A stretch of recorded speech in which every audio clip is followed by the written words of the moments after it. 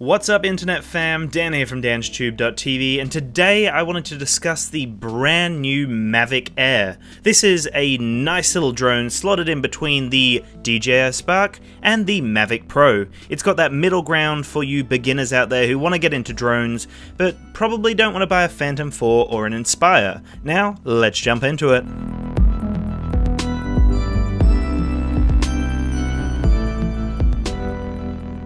The Mavic Air was only just announced, and unfortunately I don't have my hands on one right now, so I can't show you any close-ups of the drone or I can't show you any footage from it, but I really just wanted to discuss where this drone slots into the DJI catalog. I want to discuss whether this is a perfect starting drone for you, and we'll discuss the features and compare it to the DJI Spark and the Mavic Pro. Now, the Mavic Air is $12.99 just for the standalone Air, or if you want the Fly More combo, it is $15.99. That is in Australian dollars, and I will have a link in the description below. At the time of me making this video, there isn't an Amazon listing, so in the coming days I will add the Amazon link. I will have a link to the Mavic Pro and the Spark as well in the description below, just so you can look at all of the different drones and kind of compare the three of them to see where your priorities lie. So the Mavic Air, let's talk about that first. It was only just announced. It really does have some clear resemblance to the Spark, but it also has a little bit of flair from the Mavic Pro as well. I would recommend the Fly More combo, as it includes a travel bag, a battery to power bank adapter, a battery charging hub. You also get the 3 intelligent flight batteries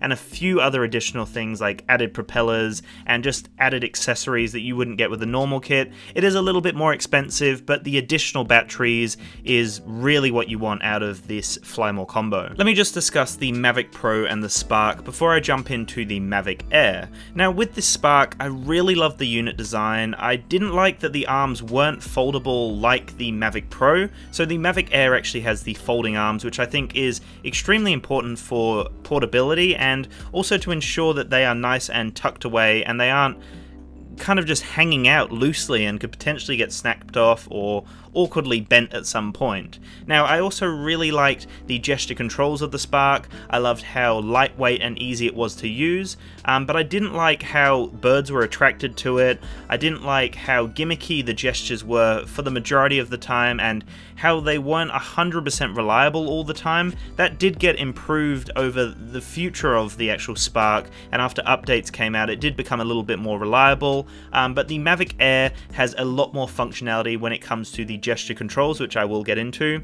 And then when you jump up to the Mavic Pro, that is just a powerhouse. I love the folding design, it's extremely reliable. I've had it for over a year now, over 300 flights, and the mechanism, the folding mechanism, works just as well as the day that I got it out of the box. The camera quality is fantastic. It really works well and performs extremely well. It's got great battery life, really solid functionality with all of the different intelligent flight modes, and just a really solid starting drone if you have the money to invest in a Mavic Pro. Now, another thing that annoyed me a little bit about the Spark is it had limited clearance when it came to landing. The camera was basically touching the floor if you were to ever land on any sort of uneven surface or land on some sort of grass that was higher than a millimeter. It would just literally smash the camera into the floor. Now, with the Mavic Air, you actually have landing gear that flips out.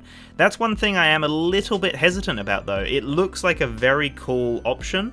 You can just leave them tucked away, but I don't know how stable they're going to be. I guess we're going to have to see that in person, but I love the idea. I love it that we've got a little bit more clearance when it comes to landing and takeoff. Now, I also discussed the gesture modes in the Spark, and they've come over to the Mavic Air now, but they've added some really interesting features.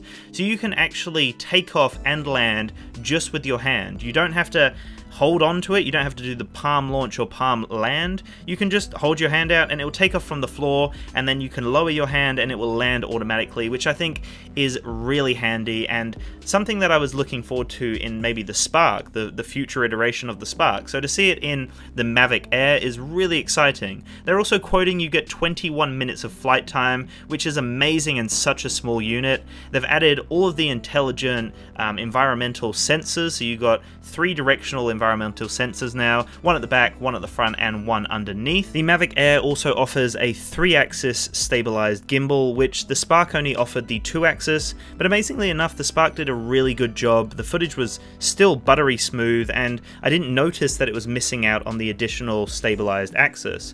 Now, the Mavic Air can shoot in 4K at 100 megabits per second, which is amazing, and it also offers a slow motion video, so you can shoot 1080p at 120 frames per second. The Air can also take HDR photos, and it has 8 gigabytes of internal storage, which I find really handy. A lot of the other units haven't offered that. You literally have to put in your own micro SD, but the Air has built-in storage, and then you can expand on that if you want to, really. The controller looks very similar to the Spark controller, but I love that you can actually remove the thumbsticks now to make it even more portable. Another thing that I loved is they've added some new features. You have the asteroid mode and you have boomerang, which just look like some really interesting, smart, intelligent flight modes. The Air also has Flight Autonomy 2.0, and that means that it observes the surrounding environment and learns its orientation. And I've seen videos where it actually dodges objects either by increasing in altitude or moving to the right slightly, or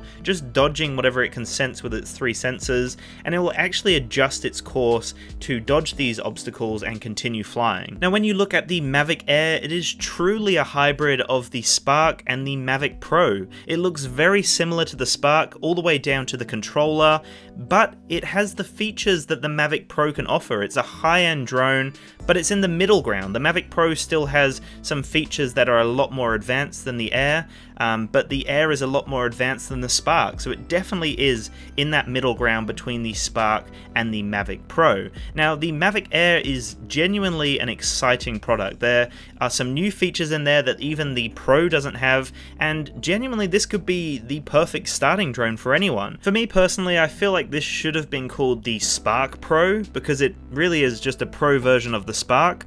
But I feel like maybe consumers would have been a little bit annoyed that they only just picked themselves up a Spark and then a new Spark came out. So calling it the Mavic Air after the Mavic Pro had been out for just over a year, I guess makes more sense in a marketing point, and it definitely is a hybrid of the Mavic Pro and the Spark. So that's just a small thing to pick up on. But overall, if you're in the market for a drone, it's a tricky one now, because DJI is the trusted, or the most trusted name in drones, and I don't know what to recommend, honestly. The Spark maybe is just a little bit of fun. I do have a lot of filmmakers that I talk to that genuinely swear by the size of the Spark. It's really handy when you maneuver through tight hallways, or if you're in a house or down a corridor or something like that. It's really handy in those kind of situations. Now the Mavic Air is just as small, so it can navigate through those small areas, but it has the quality of the Mavic Pro. But then you have the Mavic Pro, which is a little bit heftier. It has better functionality, it has a better battery life, it can handle higher winds, and it is the Pro version of the Mavic Air. It truly is the Pro version of the Mavic Air. So it really just depends on your budget and what your needs are, and I don't know what to recommend, honestly. I love my Mavic Pro. I was super tempted to get the Spark, but now the Mavic Air's in my mind, and I don't know what to get, guys. So let me know in the comments below what you're going to pick up, what you already own, and I'd love to start a discussion below. So thank you so much for watching, have a splendid day, and peace out.